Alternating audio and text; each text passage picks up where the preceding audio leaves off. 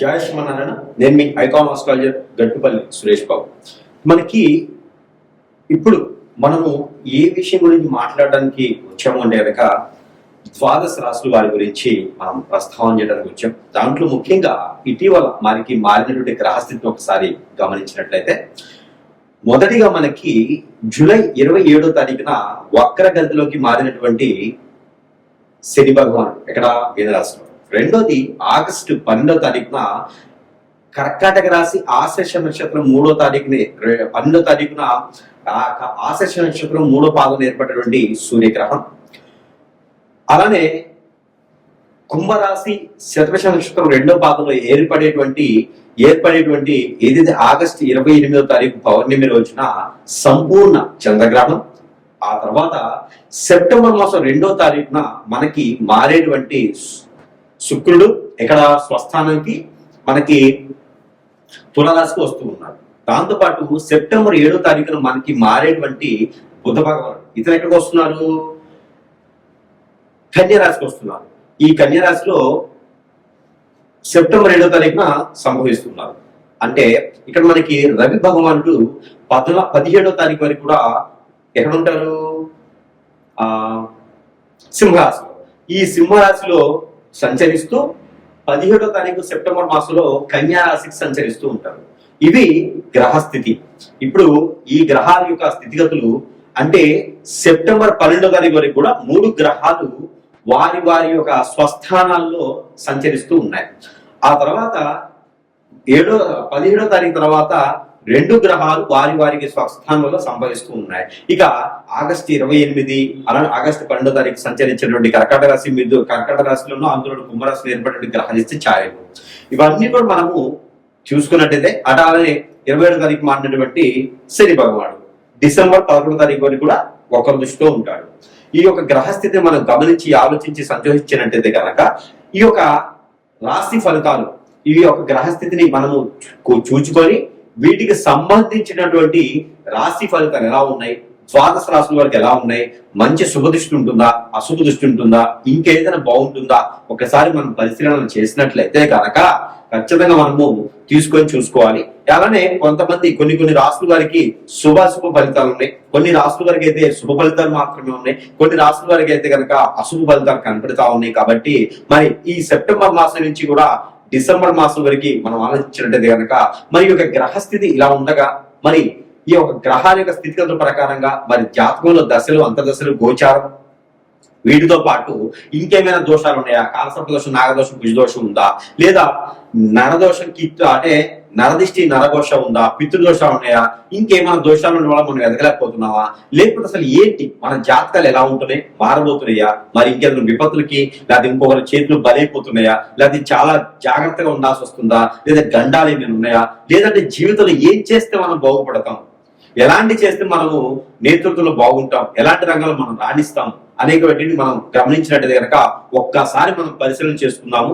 మొదటిగా అందులో మనకి ద్వాదశ రాశిలో కుంభరాశి వారికి ఇటీవల మనకి ఏర్పడినటువంటి 28వ తారీఖు ఆగస్టు మాసంలో ఏర్పడినటువంటి అతి సంపూర్ణమైనటువంటి చంద్రగ్రహణం ఏదైతే ఉందో దీని యొక్క సమస్య అయితే మాత్రం ఖచ్చితంగా కుంభరాశి వారి పైన కొంచెం ఇబ్బంది అయితే కలిగిస్తా ఉంది. ఆ ఇబ్బంది ఎలా ఉందంటే ఆరోగ్య సమస్యలు కావచ్చు, బీపీ షుగర్ లెవెల్స్ కావచ్చు, బ్లడ్ సర్క్యులేషన్ కావచ్చు, ఇవన్నీ కూడా ఆరోగ్య సమస్యలు కొంచెం క్షీణిస్తా ఉంది. హార్ట్ ప్రాబ్లం కావచ్చు, ఆస్తమా కానీ లంగ్స్ కానీ ప్రాబ్లమ్స్ వచ్చేలా కనపడుతుంది. కాబట్టి మీరు తినేటువంటి వంటలో ఏదైతే మన కర్రీస్ ఉంటే దాంట్లో ఇంగువ కానీ దాంట్లో మస్టర్డ్ ఆయిల్ ఆవాల నూనెతో కర్రీస్ చేపించి తింటే కూడా కొంతమేర మీకు ఇబ్బంది లేకుండా గ్రహణానికి సంబంధించిన దోషం మీకు రాకుండా ఉంటుంది. కానీ ఖచ్చితంగా గ్రహణం అనంతరం మీరందరూ కూడా ఏం చేయాలంటే బియ్యం 1 కిలో పావు, తెల్లని వస్త్రంలో వైట్ గా ఉండేటువంటి బియ్యం 1 కిలో పావు తీసుకొని దాంతో పాటు ఏదైనా వెండిది, సిల్వర్ది, ఏదైనా రూపు గాని రేకు గాని తీసుకొని అక్కడ ఉండేటువంటి బ్రాహ్మణులకు కానీ అచ్చుకు వారికి అయ్యవారికి కానీ దానం ఇస్తుండాలి. లేకుండా కనుక నవగ్రహాల చుట్టూ ప్రదక్షిణ చేస్తూ చంద్ర భగవానికి సమర్పించుకున్నట్టు కనుక మీకు సమస్య పరిష్కారం. దాంతో పాటు కొబ్బరి చిప్పలు,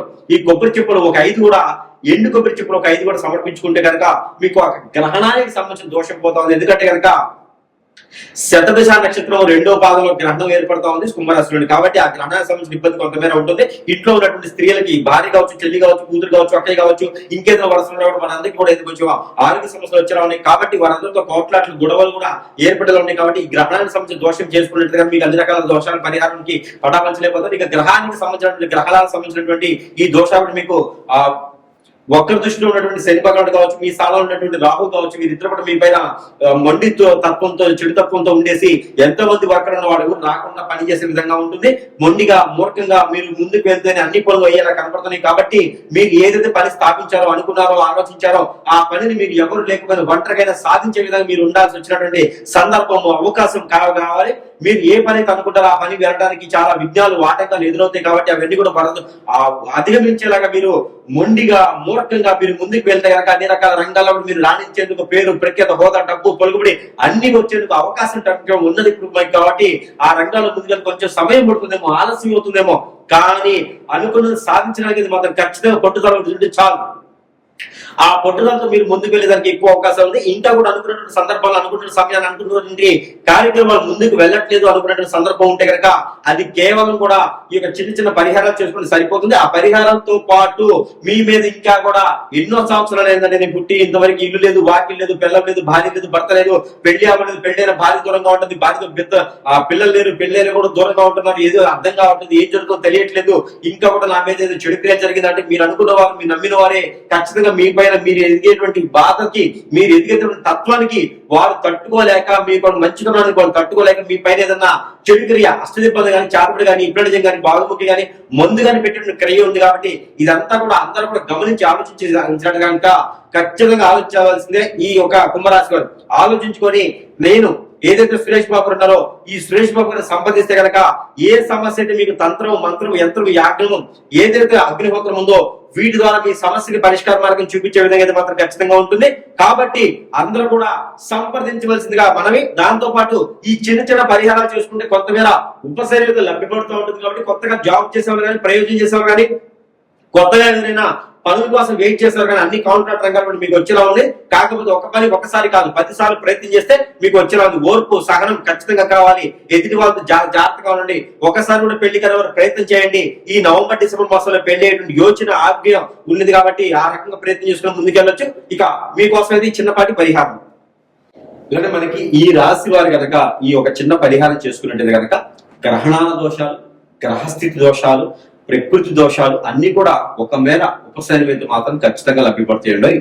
అంటే ఈ ఏం దానం చేయాలంటే కనుక, ఎలాంటి పరిహారాలు కావాలంటే కనుక మనం గ్రహించాలి.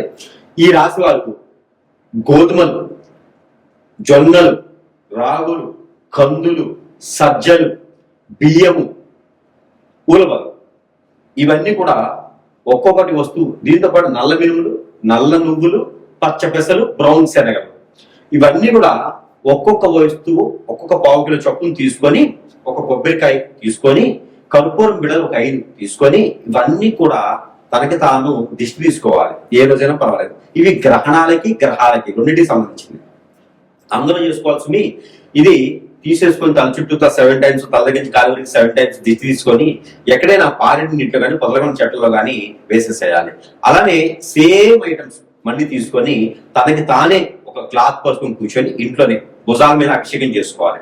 ఈ అభిషేకం చేసుకున్నటువంటి ద్రవ్యాలన్నీ కూడా ముడుపు కట్టుకొని ఎక్కడైనా పారెటి పట్టిన నీటిలో వేసేసి స్నానం ఆచరించి ఆ వస్త్రాలు కూడా అక్కడ ఒడిచి వేసేసేయాలి. ఎక్కడైనా వచ్చిన తర్వాత అమ్మవారికి, స్వామివారికి కానీ మట్టి ప్రమిదలో 2 వత్తులు వేసి దీపారాధన చేసుకోవాలి. అలానే ఆవు పాలు ఒక 1/2 లీటర్ తీసుకొని ఒక మట్టి పెరుగులో పోసుకొని, ఇది మంగళ శనివారాలు చేసుకోవాలి. మాసంలో ఒకసారి చేస్తే సరిపోతుంది. అందరూ చేసుకోవచ్చు.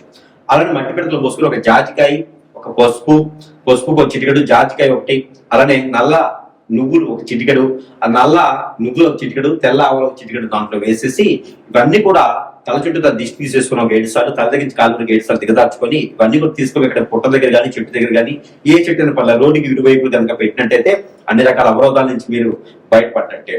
అలానే ఎవరికైనా ముగ్గురికి, పెద్దవాళ్ళకి, పేదవాళ్ళకి, అడుక్కునే వారికి, ఆడవారికి ముగ్గురికి 3 చీరలు, 3 రకాల బ్లౌజ్ పీసులు, అలానే 3 రకాల ఫ్రూట్స్ తీసుకుపోయి దానం ఇచ్చేస్తే కనుక పెళ్లిళ్ళు కాని వారికి పెళ్లిళ్ళు కూడా అయ్యేటువంటిది కనిపిస్తా ఉంది. కాబట్టి ఇలాంటి పరిహారం చేసుకోవాలి. అలానే మీ అందరూ కూడా ఎక్కడైనా మీరు స్నానం చేసే నీటిలో పసుపు గాని, లవంగాలు గాని, ఇంగువ గాని, అలానే స్నానం చేసే నీటిలో ఉప్పు గాని, అలానే నల్ల నువ్వులు గాని, నల్ల మినుములు గాని, మిరియాలు గాని, లేకపోతే దాల్చిన చెక్క, లవంగాలు, ఇలాచి ఇలాంటి ఏదైనా ఒక వస్తువు, చిన్న బయట వస్తువు తీసుకొని స్నానం చేసి నీటిలో వేసుకొని స్నానం చేస్తే మీకు నరదిష్టి, నరఘోష కూడా ఖచ్చితంగా పటాపంచు వేయడానికి ఎక్కువ అవకాశాలు కనపడతా ఉన్నాయి. కాబట్టి ఈ రాశి వారి దగ్గర ఖచ్చితంగా మరొక విషయం ఏంటంటే కనుక మీరు అందరూ కూడా ఏం చేయాలంటే సమీప దూరంలో ఎక్కడ సుబ్రహ్మణ్య స్వామి గుడి ఉంటే కనుక ఆ సుబ్రహ్మణ్య స్వామి దగ్గర 41 రోజులు లేదా 21 రోజులు లేదా 11 రోజులైనా సరే ఆ వారి పాదాల చెంతన కళ్ళు కొంచెం వేసిరండి. లేదంటే కనుక నాగపడిగలు ఉంటాయి, ఎక్కడైనా సరే మానస అమ్మవారి నాగపడిగలు ఉంటాయి, అలానే కుమారస్వామి ఏకస్వామి అంటారు. అక్కడ మీకు సమీప దూరంలో ఎక్కడైతే ఎవరైతే అందుబాటులో ఉన్నారో వారి దగ్గర అయితే కనుక మినిమం 11 రోజులు కళ్ళుప్పు తీసుకుపోయి కొంచెం వారి పాదాల చెంతన పెట్టేసేయండి. 11 రోజు కానీ 21 రోజు కానీ 41 రోజు కానీ కొబ్బరికాయ కుట్టేసి ఆ కొబ్బరి చెప్పులో నేను నూనె పోసేసి దీపారాధన వెలిగించేసారండి. ఇలా చేయడం ద్వారా మీకు ఆర్థికమైనటువంటి ఇబ్బందులు, ఆస్తి కావాలి, అంతస్తులు కావాలి కాదు, ఇల్లు కావాలి, బాకిలి కావాలి, సంపాదన సంపాదించుకోవాలి, నిలకడగా ఉండాలి, నిలదొక్కోవాలి, అందరికీ కూడా మంచి సానుకూలమైనటువంటి పరిహారం అని ఖచ్చితంగా చెప్పవచ్చు. మరొకటి, ఇలాంటి పరిహారాలు చేయడం ద్వారా అందరికీ కూడా మంచి శుభదాయకమైనటువంటి సానుకూలమైనటువంటి గ్రహాల యొక్క స్థితిగతులన్నీ కూడా మన వైపు వచ్చేందుకు ఉంటాయి. కాబట్టి ఇలాంటి చిన్న చిన్న పరిహారాలతో మనం ఖచ్చితంగా ఉపశమనం పొందొచ్చు. లేదు కాదు కూడదంటారా, మనకి ఇంకా మించినటువంటి పరిహారాలు, అలానే జాతకరీత్యా కాకుండా గోచారీత్యా కాకుండా ఏదో మనం ఇబ్బంది పడుతున్నాం అనుకుంటే మాత్రం ఖచ్చితంగా సురేష్ గారిని సంప్రదించండి.